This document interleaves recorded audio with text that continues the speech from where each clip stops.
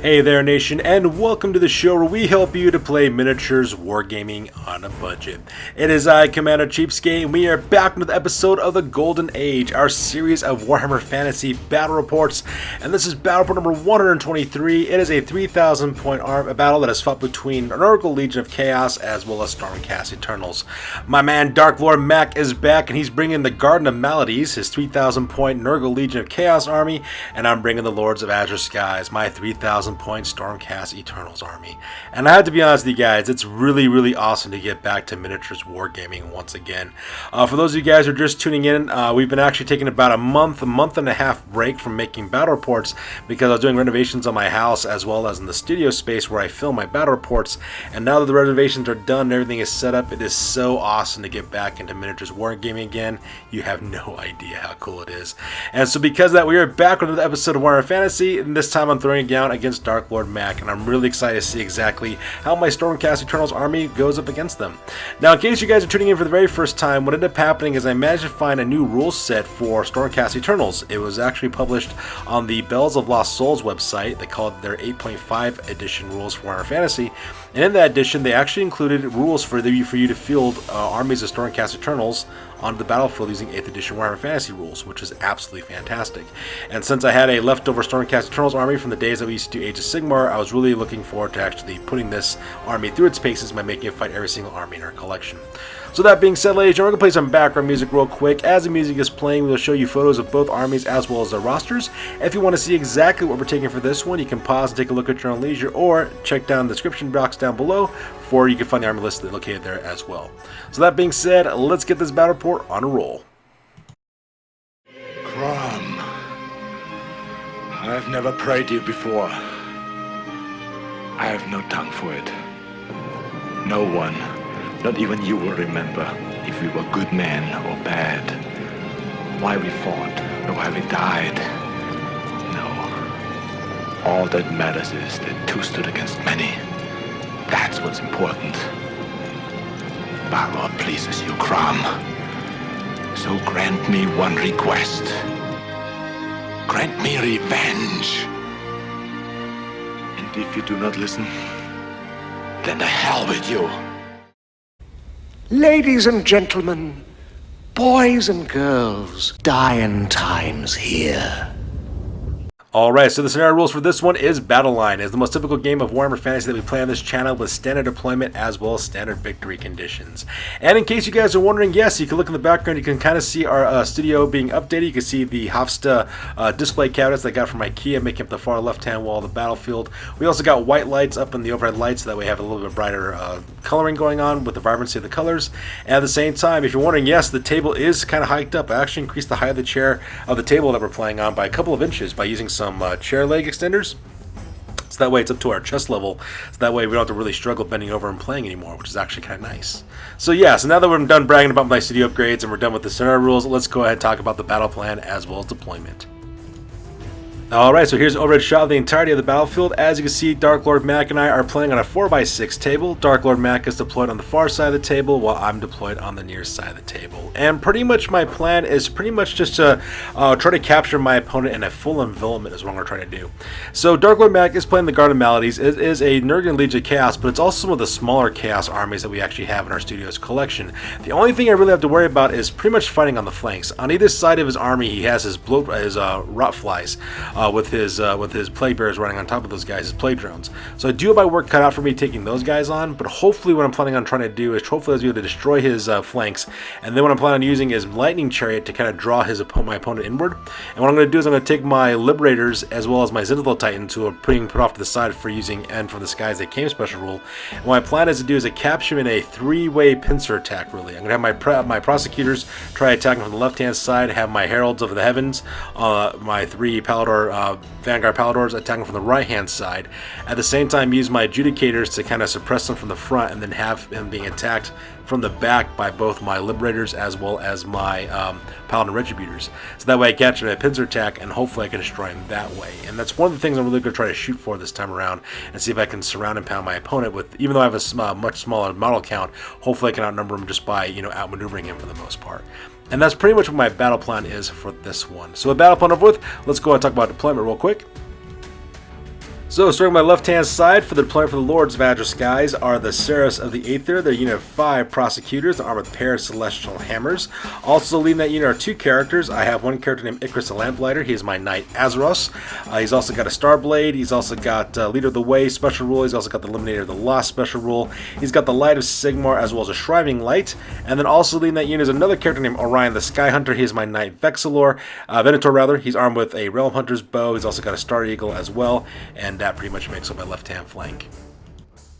So, making up my left-hand side of my center forces, we have the Skyforge Snipers, a unit of 3 Vanguard Raptors. They got Sigmaron armor, hand weapons, as well as long strike crossbows with targeting scopes. And right behind them are the Venerable Falcons, which is a unit of 3 Aether Wings. Right there on the right-hand side, there's a unit called the Solemn Martyrs, a unit of 10 Liberators. Those guys are armed with Sigmaron armor, great weapons, as well as shields. And in that unit, I also have most of my characters. First of all, in the upper right-hand corner, that is Lord Ios of Azure Earth, and he is riding the Thundercaller. He is a Lord Celestin on Dracoth. He's got Sigmaron armor as well as a Sigmarot Rune Blade, which is a magical weapon. He's also got Furious Retribution and Staunch Defender abilities. He's also mounted up on the Thundercaller, which is a Dracoth. It's got a Strength 4 breath weapon. Right next on the left-hand side, that is Horus the Stormbreaker. He's a Knight Vexilor. He's also my army's Battle Standard Bearer. He's got Sigmaron armor as well as a great weapon, as well as the Meteoric Standard as well, and the Icon of War special rule. And right next on the left-hand side, that is Jericho the Doomcaller. He is a Knight Heralder. He's also my musician for that unit. He's got Sigmaron armor as well as a Sigmarite broadsword. He's also got the Trumpet Blast ability as well. And then finally, left-hand side, that is Jethun the Sullen. He's my Lord Relictor. He's got Sigmaron armor as well as a Relic Hammer. He's also got the spells Lightning Storms, Healing Storm, as well as Lightning Chariot.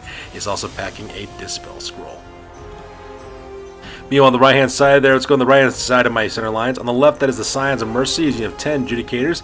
They have Sigmaron armor as well as Skybolt bows. They also have 2 Shockbolt bows in that unit as well. And on the right-hand side, that is the Heralds of Heaven. Heralds of Heaven is a unit of 3 Paladin Retributors. Not Paladin Retributors, I'm sorry, 3 Palador Vanguard Paladors. There we go. They got Sigmaron armor, Star Strike Javelins. They're also riding Griff Chargers as well. And finally, off to this side, I have the Zenithal Titans. These unit of 5 Paladin Retributors. They have reinforced Sigmaron armor as well as Lightning Hammers as well. And I'm using the End from the Sky as they came special rules that these guys come and strike down on the ground and basically deep strike in. And that pretty much makes up my deployment for this one. Alright, so up next is deployment for the Garden of Maladies. This is Dark Lord Max 3000 point Nurgle Legion of Chaos Army. On the left hand side, that is a unit called the Ruination of the Droning Horrors. These unit of 3 Plague Drones of Nurgle with Musician and Standard Bearer. They got Plague Swords as well as Death Heads, and they also have the Plague Puboscuses upgrade for the Rotflies. So moving on to deployment for his center lines, on the left-hand side is called the Tallyman. It is a huge horde formation of 39 Plague Bearers in Nurgle with Musician as well as Standard Bearer. They also got Plague Swords. And leading that unit as well as Barnabas the Scrivener. He is a Herald of Nurgle. He's also the Army's Battle Standard Bearer. He's also got the Lesser Local of Virulence, so that way he gets bonuses for their poison attacks. And he's also got a Plague Sword. Now right next on the right-hand side, the unit is called the Dustman. It is a unit of 23 Chaos Warriors of Nurgle with Musician, Standard Bearer, as well as full command with a Champion. These guys are packing additional hand weapons as well as chaos armor. They also have the standard of discipline, giving them +1 to their leadership.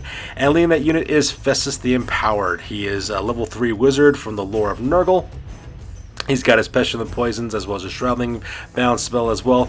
And the spells he has for this one are Blades of Putrefaction, Curse of Leper, as well as Fleshy Abundance. And that makes up the deployment here in the center. So making up the right-hand side of his center deployment, on the left there, that is Horticulus Slimax mounted on Mulch. He is an exalted hero of Nurgle. He's got a halberd as well as chaos armor and shield. He's got the dragon helm as well as the Dawnstone. He's also got Nurgle's Rot and Poisonous Slime. And he's riding on Mulch, which is a chaos war shrine.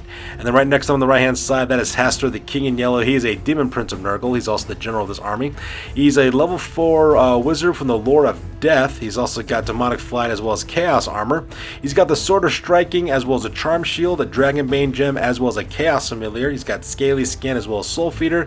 And the spells that he ends up having for this one are Spirit Leech, the Caress of Laniph, Soulblight, Doom and Darkness, the Fate of Bjuna, as well as the Purple Sun of Xereus. And making up his far right-hand flank deployment, he's got 3 more Plague Drones of Nurgle called the Ruination of Prague. They have Musicians, Standard Bearers, as well as Death Heads and Plague Swords. And they also got Plague Proboscises for their Rotfly upgrades. And then finally, left-hand side, we have the Inglorious, which is a unit of 3 Nurglings that have scouted up forward about 12 inches away from my main battle line. And finally, we have the degenerates on the right-hand side as well, who have also scouted forward about 12 inches away from my main lines, and they consist of a unit of 3 Nurglings as well. So with deployment over with, we go directly to the top of turn number 1, and both Dark Lord Mac and I roll off for initiative to see which of us will be going first.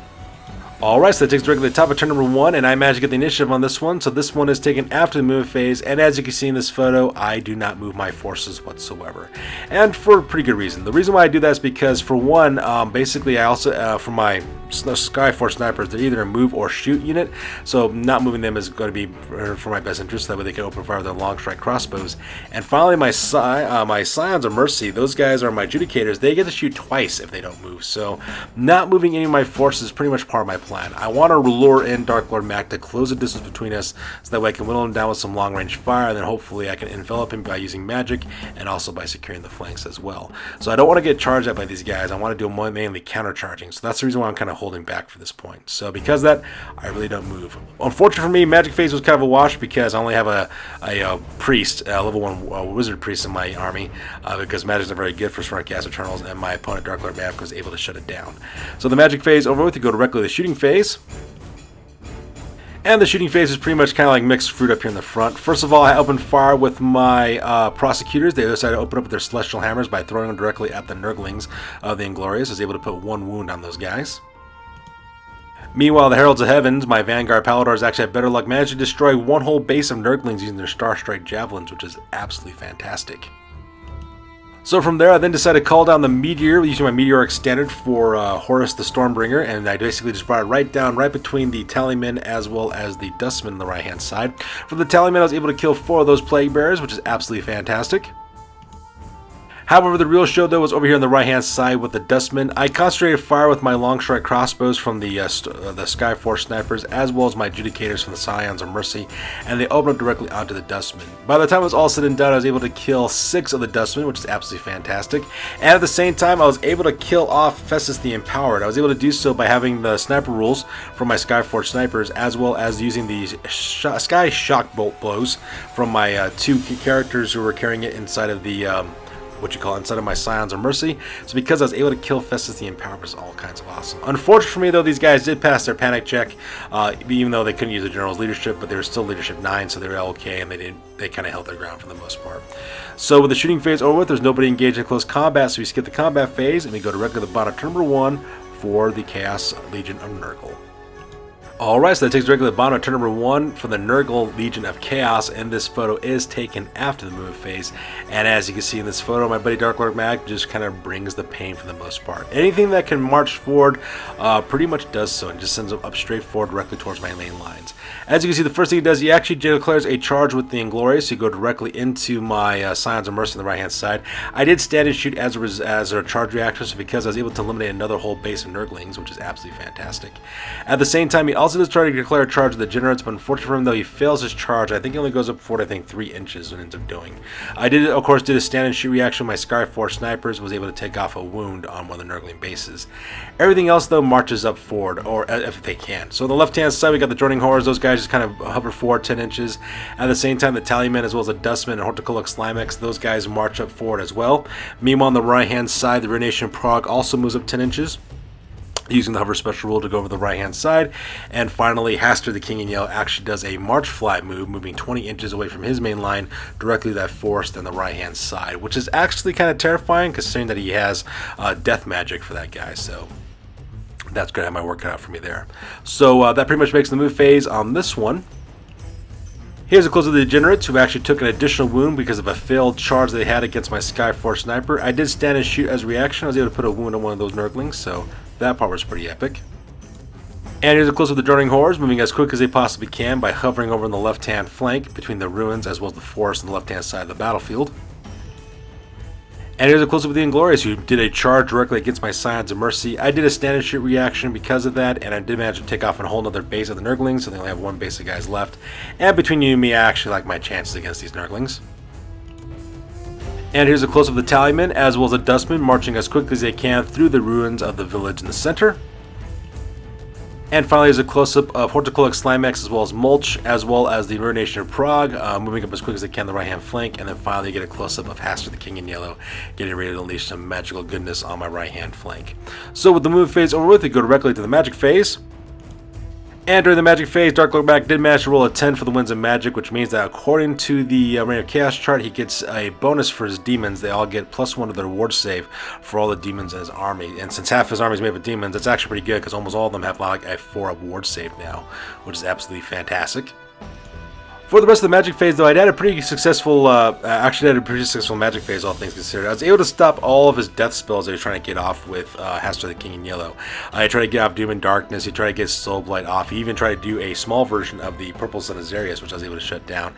However, with his last 2d6, he was able to give off the Giver of Glory spell from Mulch the War Shrine, and so because of that, he managed to get 2 of his guys to get upgrades. The Champion of the Dustman got +1 to his toughness, so now he's toughness 5.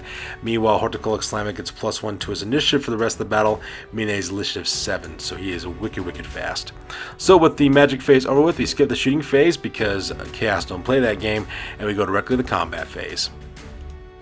And as you might have guessed in the combat phase, I had no problem whatsoever finishing off the last of the Inglorious. I mean, it's one single base of Nurglings against 10 Stormcast Eternal Adjudicators. I mean, which way do you think the fight was going to go?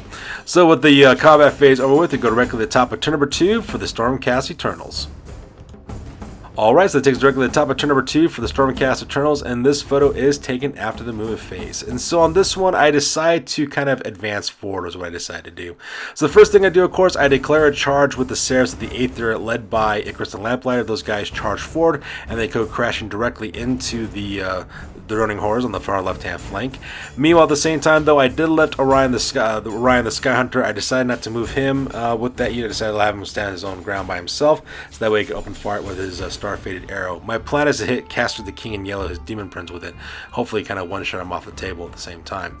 Meanwhile, for the rest of my move phase, my infantry forces pretty much remain the same. Skyforge Snipers on my left-hand flank, my Scions of Mercy, my Sullen Martyrs in the center, as well as my Scions of Mercy on the right-hand flank kind of standing their ground. I did, however, decide to deploy from the sky as they came, roll with my Zenithal Titans, and as you can see, they crashed about 8 inches right behind the Dustman, which is absolutely fantastic. Meanwhile, I decided to use the Ride the Winds Etheric rule for my Heralds of Heaven, so you can see that my Vanguard Paladors ended up all the way in the right-hand flank on a perfect flanking position against the Ruination of Prague or against Hastur the King in Yellow, and be able to throw those Star Javelins at him. And that pretty much makes up my move phase for this one. So here's a close-up of my Seraphs of the Aether getting ready to engage in close combat with the Plague Drones from the Droning Horrors. And I'm actually looking forward to seeing how these guys fight it out, because I'm just kind of always interested to see how exactly prosecutors do against high toughness enemies. And here's a close-up of Orion the Sky Hunter, as well as my Skyforce Snipers staying their ground. And as you can see, my Venerable Falcons fly over the Skyforce Snipers to act as interference against the Inglorious there on the left-hand side. And here's a close-up of the Zenithal Titans, who have now touched down right behind the Dustman, running lightning bolts from the skies, which is absolutely cool. And here is also a close-up of the Heralds of Heaven, riding the Winds Etheric ability to land on the right-hand flank of the army. So that way, the right behind it has the King in Yellow, as well as the Ruination of Prague. And at the same time, I can also hit Horticullic Slimex and Mulch with my Star Strike Javelins as well. So with the move phase over with, we go directly to the magic phase. And in the magic phase, I was able to get off the Lightning Chariot ability spell off. And what that basically does, it allows me to target you within 3 inches, and then you can move 24 inches anywhere onto the battlefield and redeploy. So because I was able to get that spell off, unfortunately for Dark Lord Mac, he just didn't roll really well for his Dispel dice. Because I was able to cast this off, I got off with 1 point difference between Dark Lord Mac and myself. So it should be known that I barely got this spell off. So as you can see in this photo, I magically teleport my Sullen Martyrs right behind the main battle lines of the Tallyman as well as the Dustman. So now we have Zenithal Titans as well as my Sullen Martyrs getting ready to bring the pain to Dark Lord Mac's infantry. And during the shooting phase, I pretty much concentrated fire with almost all of my shooting elements. I used the Skyforce Snipers, as well as my Adjudicators, as well as my Vanguard Paladors. And all those units opened fire with their ranged weaponry directly into Horticullic Slimex and Mulch. And with the combined fire for those guys, I was able finally to finish off the very last bit that remains of Horticullic Slimex and Mulch. So just like that, that here goes crashing down. And he is dead, and that's actually a good thing because that guy is a killer in close combat. I really didn't want to face him. I've faced against Horticulux Slimex and Molt many times before, and that's a very dominated force, especially the way that Dark Lord Mac has pretty much kitted him out. So at the same time, I also did try to open fire with the Star-Fated Arrow with Orion the Sky Hunter, and when I went to roll for my shot, I rolled a 1. So because of that, my Star-Fated Arrow was wasted. So I wasn't able to cause any damage to Hastur the King in Yellow, which is also really depressing. So with the shooting phase over, we go directly to the close combat phase, and needless to say, I won this close combat as a landslide. The Stairs of the Aethers just absolutely butchered the Droning Horrors. When it was all said and done, after combat resolution and everything else, I was able to kill 2 members of the Droning Horrors. One I know I finished off in close combat, and I think the other one I finished off with combat resolution. I was able to also put 2 more wounds directly onto the second, the very last of the Droning Horrors as well. Now, if you're wondering how come this was actually, why these Droning Horrors were so tough, when it comes to monstrous cavalry, or any character rides a monstrous cavalry type creature, what we do is we take the wounds of the creature as well as the wound of the rider, and we combine them together is what we do, and make it into one single pool of points. Now I know you're not supposed to do that, you're supposed to go with the highest wound count, but you know what, YOLO, it's my gaming channel, we do what we want here, and that just makes more sense to us anyways. So that pretty much makes it the combat phase in this scene. So with that, we go directly to the bottom of turn number 2 for the Nurgle Legion of Chaos, and this photo is taken after the move phase. And as you can see, Dark Lord Mac actually pretty much just kind of goes with the flow. I do have him surrounded at this point, but he doesn't panic. In fact, what he decides to do is take the offense instead. So the first thing he does, he charges forward the Inglorious directly into my Aether Wings. Now my Aether Wings as well as the Inglorious are engaged in close combat, so we'll talk about how that's a bad thing here in a little bit. At the same time, he also sends in the Droning Horrors directly against my Adjudicators. So just like that, my Scions of Mercy are now engaged in close combat against the Ruination Prague there on the right hand side with those 3 Plague Drones.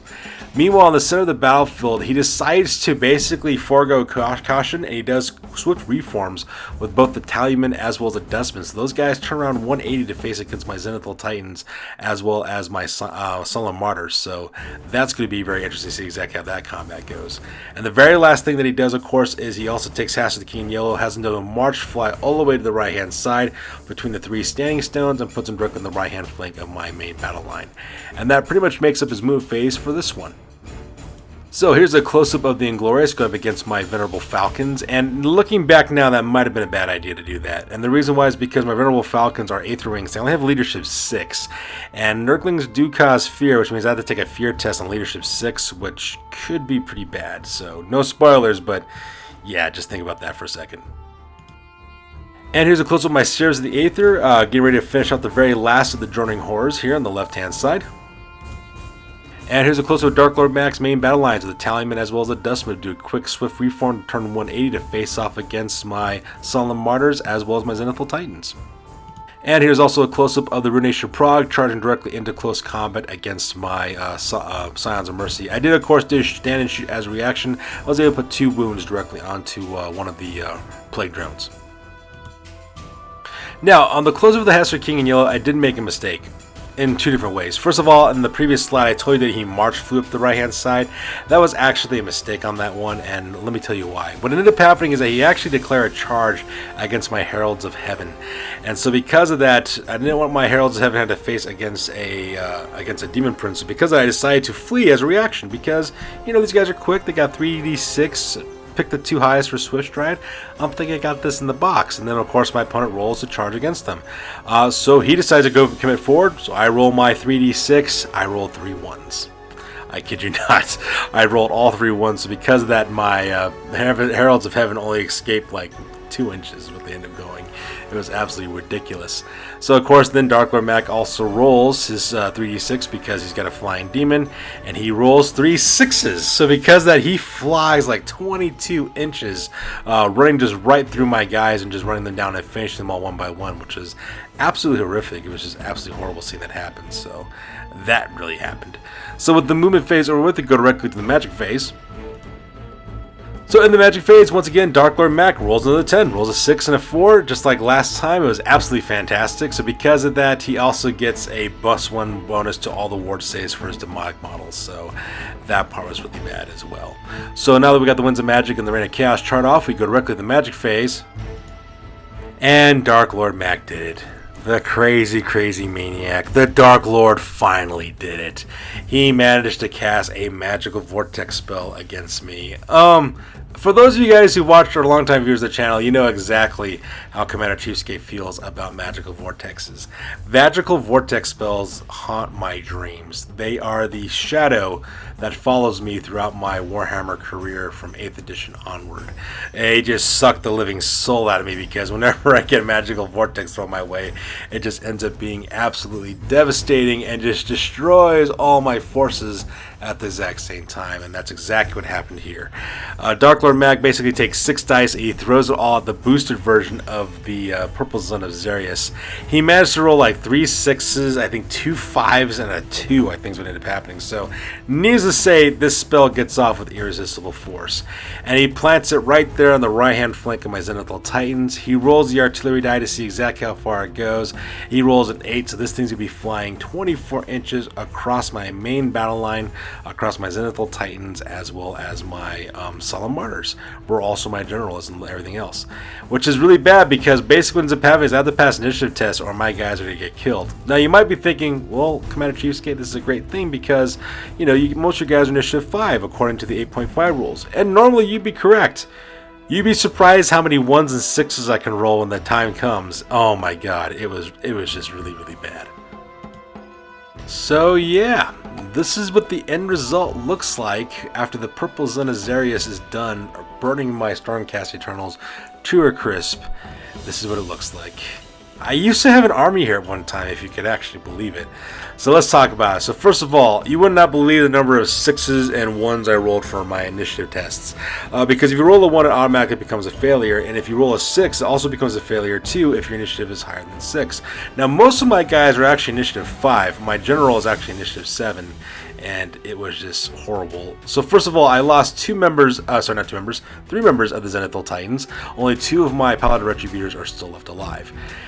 Now, let's talk about what happens with my characters. So, Lord Ios of Azure Earth, I roll a 6 for his initiative test, which means he automatically fails it. So just like that, my general, who's worth 420 points just by himself, turns into purple crystalline dust and he is gone. And then after that, of course, I roll for my Battle Center Bearer, which is Horus the Stormbringer, and I roll a 1 for him. So just like that, he is now turned into purple crystalline dust, and he too is dead. Luckily for me, though, Jasun the Sullen, my Lord Relictor, and Jericho the Doomcaller survived. And then to make matters worse, I also lost 5 Liberators too. So as you can see here, my army has been totally gutted. My general's dead, my Battle Center Bearer is dead, and most of these guys have taken horrific casualties. But wait, it gets worse, because right after we get done with this, I have to take panic tests for all my fighters. And as you can see from this open field of beautiful grass swaying in the wind with no Stormcast Eternals to be found, my guys decide to run for the hills and to flee back to Sigmar's loving embrace. And basically they're asking him, Papa Sigmar, why is Commander Chiefscape so cruel by making us fight against 8th edition armies? Why is he doing it? Yeah, it was horrible. I lost both of my units, and they flew off the table. It was absolutely tragic. And just like that, I'm starting to see my plan, along with my hopes and dreams, slip through my fingers like particles of dust. However, there is a silver lining to this. My opponent, Dark Lord Mag, did miscast in order to cast this spell off, and he miscast 12. Klaatu! Veranda! Which, incidentally enough, wasn't really all that bad. What ended up happening is that Dark Lord Mac actually loses a wizard level, just 1 for his General Hastur the King of Yellow. So now he's a level 3 wizard. He still has a Chaos Familiar though, so he knows 4 spells, and he just lost the Purple Zone of Xereus. So I don't have to worry about another Magical Vortex coming onto the battlefield, but then again, I think the damage has already been done. So with that, we go directly to the combat phase, and as you can see in this photo, my Xereus the Aether had no problem killing off the very last of the joining horrors, so they do a quick combat reform to face against the left-hand flank of Dark Lord Mac's forces. And if you're wondering what that huge 5-inch blast template is up there above the top of the left-hand corner, that is where the Purple Son of Xereus template ended up. And in case you're not aware how that spell works, what ends up happening is that in subsequent magic phrases, if that vortex doesn't get eliminated, you roll a scatter die as well as the artillery die, and that's how many inches and the direction that the vortex travels in, and it just kind of randomly does so unless someone actually does something to dispel it. So, right here, there's a fight between my Aether Wings of the Venerable Falcons versus the Nurglings of the Degenerates. Was not very good. And the reason why is because I had to take a fear test. I forgot the Aether Wings only have leadership 6 against fear. They failed it bad, so they automatically dropped to weapon skill 1. Needless to say, I was unable to do anything against these Nurglings. Caused no wounds whatsoever, and the Nurglings also put a wound on me. So, they basically won me by 2. They caused 1 wound, and they also did a charge. They beat my guys by 2 points. I had to take a leadership test of 4, and unfortunately for my Venerable Falcons, they failed that break test. Now, the Venerable Falcons do flee, and they do get away. They fly right over the top of the Skyforge Snipers. However, though, when the Nurglings give chase, that means they overrun directly into my Skyforge Snipers. So now my Long Strike Raptors are engaged in close combat now with Nurglings. Meanwhile, the fight over here between my Judicators of the Scions of Mercy versus the Ruination of Prague was actually pretty good, all things considered. I was able to, when it was all said and done, I was able to kill off one of the plague drones, causing 4 wounds on that guy, so that part was absolutely fantastic. I did lose one of my fighters as well in a result, but it ends up being pretty good. I think it ends up being a draw, if I remember correctly, is when it ends up happening. So because of that, we both stand our ground, and nothing much really happens. So with that, we go directly to the top of turn number 3 for the Stormcast Eternals, and this photo is taken after the moon phase, and I decided to take the offense. Just because half my army is dead, I still have a really strong second half, so I'm going to see exactly what I can do. So the first thing I do is I declare a charge of the Xereus of the Aether. My 5 prosecutors go directly into the back ranks of the Dustmen, because the Dustmen are the most likely going to be able to destroy. And the reason why is because I might be able to break those guys and then run them down and destroy them that way. If I try to go up against those Tallymen, it's not going to do them any good because those guys are a tar pit unit to the extreme. So because of that, I send my Xereus of the Aether right behind the Dustmen. At the same time, though, I do move up Orion the Skyhunter as well as leave Icarus the Lamplighter right where he's at, so that way they can both do their abilities by shooting as well as using the Shriving Light ability from my Knight Azeros directly into the into that unit of Tallymen. So hopefully I can whittle down that unit of Plague Bearers before anything else happens. Meanwhile, the rest of my army, my Skyforge Snipers, those guys are still engaged in close combat with the Degenerates. At the same time, my Solemn Martyrs are also Scions of my Solemn Martyr. Sorry, not my Solemn Martyrs. I apologize. My Scions of Mercy. They're currently engaged in close combat with the Ruination of Prague. And as you've also noticed too, my Aether Wings do not rally, so because of that, they flee off the table as well. So here's a close-up left-hand flank with the Degenerates charging directly into my Skyforge Snipers, so those guys will not be engaged in close combat. And if you also notice too, my Aether Wings from the Venerable Falcons are also missing in this photo, and that's because they failed their rally test and they completed to flee off the edge of the table. And here's a combination of Icarus the Lamplighter as well as Orion the Skyhunter getting ready to cause some harm with some long-range shooting and different abilities to put the pain directly onto the Tallymen. And here's a close-up of the Xereus of the Aether, who've charged directly into the rear rank of the Dustmen, looking to cause all kinds of harm by smashing in some Nurgle skulls with some Celestial Hammers. And finally, here is a close-up of my my Scions of Mercy going up directly against the Ruination of Prague. So with the move phase over with, we go directly to the magic phase. So in the magic phase, the magic phase came to haunt me again. Like I said, magical vortexes are the bane of my existence. They are my kryptonite. So the first thing I do, I don't get actually very many magic dice. I think I managed to get 4 for my power pool. And I try to roll all 4 to kind of dispel the purple sun of Xereus, but unfortunately though, I was unable to get the total I needed to dispel that spell. So because of that, once again, it travels in a random direction, and it goes, you roll an artillery die and a scatter die, you see exactly where this template goes. It decides to drop towards the bottom right-hand corner, and it travels 10 inches. And if you guys remember, I used to have 2 guys over there getting ready to flank the Tallymen. That was my Knight Azeros, Icarus the Lamplighter, as well as Orion the Skyhunter, my Knight Venator. And unfortunately, both those guys failed their initiative tests. I think I rolled Snake Eyes for both of them, actually, now I think about it. And it was horrible. They both got turned into purple crystals, and just like that, my plan is done. So for the magic phase, we skip the shooting phase because my shooting elements are engaged in close combat, and we go directly to the combat phase. And unfortunately, more bad luck just comes my way.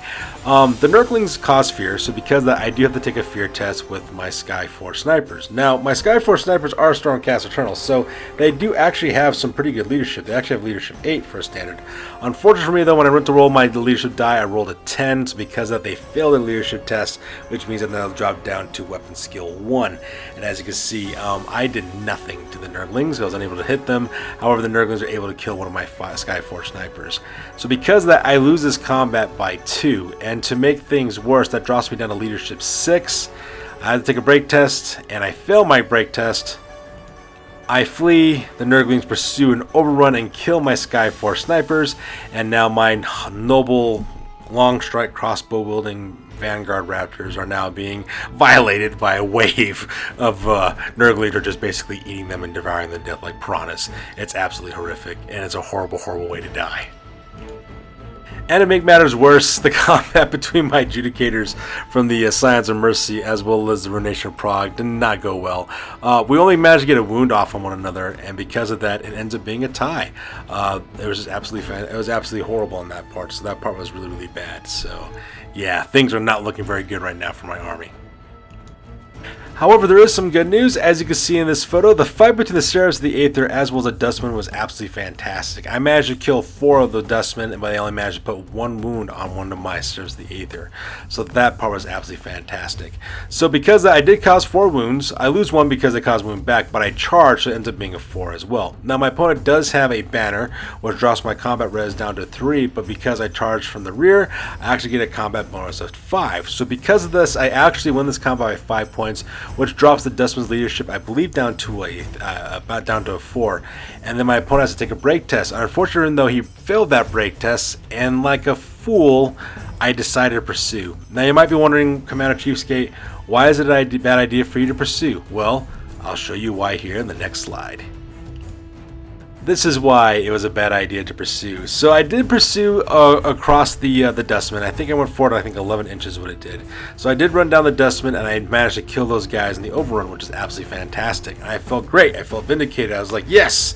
I'm causing some harm for Dark Lord Mac. And then after the post-victory buzz wore off, I basically looked at the table and I realized, oh man, I put my Xereus of the Aether in a really bad spot. And the reason why is because they're within the vision arc of the Tallyman, which is to the bottom left-hand side. And on the top right-hand side is Hastur the King Yellow, which means that with Dark Lord Mac's next turn coming up, he's be able to charge those units forward and catch my Xereus of the Aether in a pincer attack with a Demon Prince on one side and Plague Bearers on the other. And I realized I made a huge, huge mistake. So because I come to that realization, I realized that my Xereus of the Aether are going to be killed the next turn, so there's no way I'm going to be able to pull the victory out off this battle report. So because I just decided to surrender at this point and call the game, which nets another victory for Dark Lord Mac, which is absolutely insane as well. So there it is, you guys. You can see not very much Stormcast Eternals left on the table. I just got outplayed during this battle report. And at this time, I'm just really taking a moment to appreciate this picture because of those beautiful display cabinets on the left-hand side.